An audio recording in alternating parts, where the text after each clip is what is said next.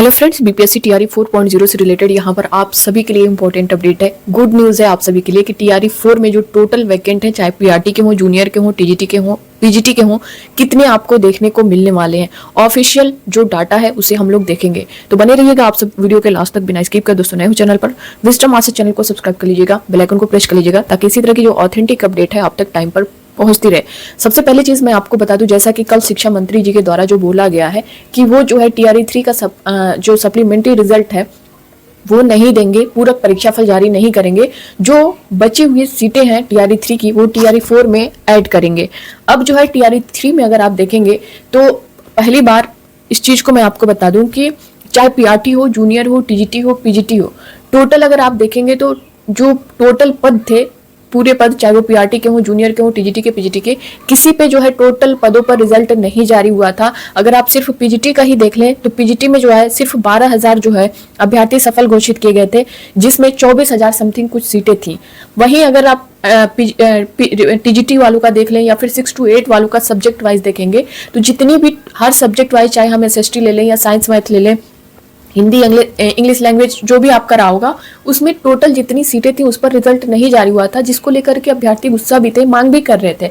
और दूसरी चीज अगर आप पीआरटी में देखेंगे तो पीआरटी में भी जो रोस्टर क्लियर हुआ था ना, वो 25,505 पर जो है रोस्टर क्लियर हुआ था, जिसमें से जो रिजल्ट आया था वो आया था 21,000 के समथिंग रिजल्ट आया था। सिर्फ पीआरटी की यहाँ पे बात कर रहे हैं। तो अगर आप पीआरटी में ही देखें तो 5,000 तो आपकी यही सीटें खाली हैं, और अगर पीजीटी में आप 12,000 जैसा कि मैंने बताया है, टीजीटी में और 6 to 8 में सीटें थोड़ा कम देखने को मिली थी। कुछ सब्जेक्ट में जो है सभी सीटों पर जारी कर दिया गया था, लेकिन उसमें भी लगभग अधिक सीटें खाली हैं। अब यहाँ पे जो ऑफिशियल डाटा आया है आप लोग स्क्रीन पर देख पा रहे होंगे, ये पूरा है आपका पद का नाम, कक्षा, अपूर्ण रहने वाले अभ्यर्थियों की संख्या, अनुपस्थित रहने वाले अभ्यर्थियों की संख्या।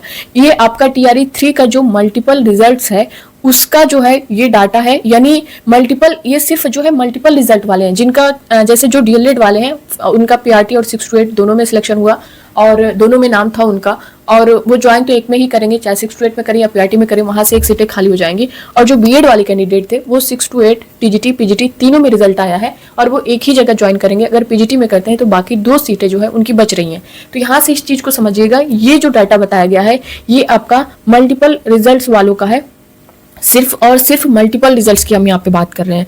अभी उसके बाद और चीजें मैं आपको बताती हूँ। देखिए, मल्टीपल रिजल्ट्स की अगर बात करें तो कुल संख्या लगभग आपकी यहाँ पे जाने वाली है 8,783। ये सिर्फ मल्टीपल रिजल्ट्स वाले हैं। अब इसमें पीआरटी की अगर सिर्फ हम लोग बात करें, पीआरटी में आप देख सकते हैं इसमें जो है 1618 सीटें जो है सिर्फ और सिर्फ ये मल्टीपल रिजल्ट वाले कैंडिडेट है, 1618। ठीक है, दूसरी चीज यहाँ पे देख सकते हैं 6 to 8 का जो है ये मल्टीपल रिजल्ट्स में है, 3794 कैंडिडेट ऐसे हैं जिनका मल्टीपल रिजल्ट है। और 9 to 10 में अगर आप देखेंगे तो ये है 1447, और 11 से 12 यानी पीजीटी में अगर देखेंगे तो इसमें 924 है।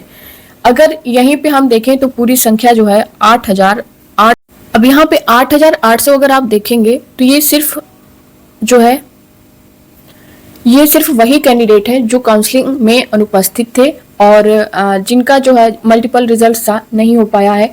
ये सारी चीजें इनको लेकर के ये 8,800 जो है सिर्फ यही कैंडिडेट है। तो बाकी अब ये सिर्फ 8,000 आपके ये हो जाते हैं। तो दूसरी चीज अगर आप देखेंगे, जैसा कि मैंने बताया कि ये सिर्फ उनका है जो काउंसलिंग में अनुपस्थित रहे हैं, मल्टीपल रिजल्ट्स वाले हैं।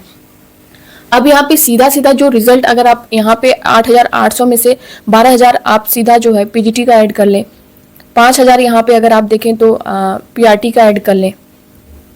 दूसरी चीज, इन सारी चीजों को लेकर के 6 to 8 का, 9 to 10 का अगर आप पूरा सब कुछ मिलाकर देखेंगे तो दोस्तों 25,000 सीटें जो है सिर्फ आपकी टीआरई 3.0 से निकल रही हैं। सिर्फ टीआरई 3.0 से जो है 25,000 सीटें निकल रही हैं। दूसरी चीज टीआरई 1.0 और 2.0 को लेकर के, जैसा कि आपने इससे पहले भी देखा होगा कि टीआरई 3 में जो टीआरई 1, 2 के जो सीटें हैं वो ऐड की जाएंगी, इस तरह की चीजें चल रही थी। तो उसमें भी अगर आपने देखा होगा तो पीआरटी में 11,000 समथिंग कुछ सीटें बताई जा रही थी। तो अगर 11,000 हम उससे पीआरटी वाला ऐड कर लें, आपका ये 5,000 और ये 6-7,000 आपका सिर्फ यही दिख रहा है। तो आप समझ सकते हैं कि अच्छी खासी वैकेंसी है। टीआरई 1.0 में जो शिक्षक थे जिनको बहुत सारे ऐसे कैंडिडेट थे जिनको सीटेट की वजह से बाहर किया गया, एसटीटी की वजह से बाहर किया गया, डॉक्यूमेंट्स की वजह से बाहर किया, कुछ फर्जी भी थे जिनको नोटिस बार बार निकाली जाती रही है, वही हाल टीआरई 2 वालों के साथ था। तो टीआरई 1-2 में जो सिलेक्टेड थे उनको भी जो है बाहर किया गया है, बहुत से ऐसे जो अपनी तरफ से रिजाइन दिए हैं।